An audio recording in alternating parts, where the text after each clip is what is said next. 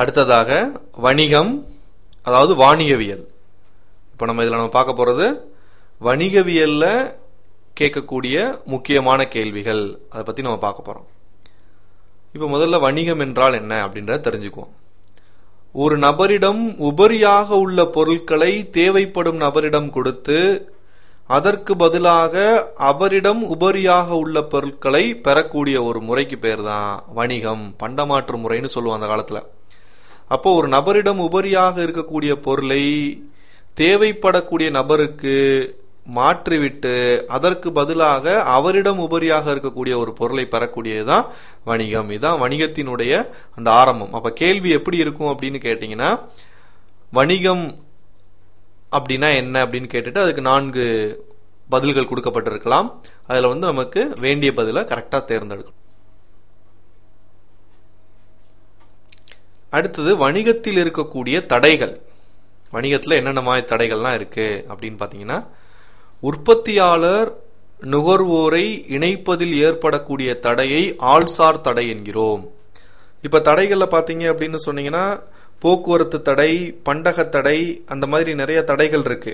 காலத்தடை அந்த மாதிரிலாம் இருக்கு. அப்போ உற்பத்தியாளர் நுகர்வோரை இணைப்பதில் ஏற்படக்கூடிய தடைக்கு பெயர் என்ன அப்படின்னு கேள்வி கேட்கலாம். ஏ ஆள்சார் தடை, பி என்ன சொல்லலாம் போக்குவரத்து தடை, சி காலத்தடை அப்படின்ற மாதிரி கொடுத்திருந்தாங்கன்னா நீங்க என்ன பண்ணணும், ஆள்சார் தடை அப்படின்னு எழுதணும். அப்ப ஆள்சார் தடையை எதன் மூலமாக நீக்கலாம் அப்படின்னு கேட்டாங்கன்னா, ஆள்சார் தடையை வியாபாரிகளின் மூலமாக, வியாபார நிறுவனங்களின் மூலமாக நீக்கலாம். அடுத்தது பொருட்கள் ஓரிடத்தில் உற்பத்தி செய்யப்பட்டு தேவைப்படும் பல்வேறு இடங்களில் பயன்படுத்தப்படுகிறது. இங்கு உற்பத்தியாளர் நுகர்வோர் இருவரையும் பிரிக்கக்கூடிய தடையாக இருப்பது இடத்தடை. அப்ப இந்த இடத்தடையை போக்குவதற்காக நமக்கு என்ன சாதனம் இருக்கு அப்படின்னு பாத்தீங்கன்னா, போக்குவரத்து. அப்போ ஒரு இடத்தில் உற்பத்தி செய்யக்கூடிய பொருட்களை மற்றொரு இடத்தில் பயன்படுத்துவதற்காக இருக்கக்கூடிய தடை தான் இடத்தடை.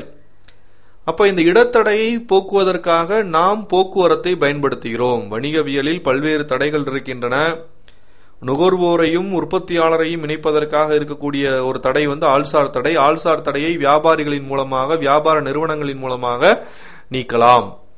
அதே மாதிரி ஓரிடத்தில் உற்பத்தி செய்யப்பட்ட ஒரு பொருள், அதாவது கன்னியாகுமரியில் உற்பத்தி செய்யப்பட்ட ஒரு பொருளை காஷ்மீர்ல போய் விற்கணும் அப்படின்னு சொன்னா எதன் மூலமாக விற்கலாம், எதன் மூலமாக இந்த தடையை நீக்கலாம் அப்படின்னா போக்குவரத்தின் மூலமாக நீக்கலாம். அடுத்தது உற்பத்தி காலத்திற்கும் நுகர்வு காலத்திற்கும் இடையே உள்ள தடை காலத்தடை என்று அழைக்கப்படுகிறது. உற்பத்தி பண்றது ஜனவரி மாசம், நுகர்வது அப்படின்னு பாத்தீங்கன்னா ஜூலை ஆகஸ்ட் மாசத்துல. அப்ப அந்த 6 மாதம் 7 மாதம் நம்ம என்ன பண்ணி ஆகணும், அந்த பொருளை பாதுகாப்பாக ஒரு இடத்துல வச்சிருக்கணும். அப்ப அதுக்கு பேரு காலத்தடை.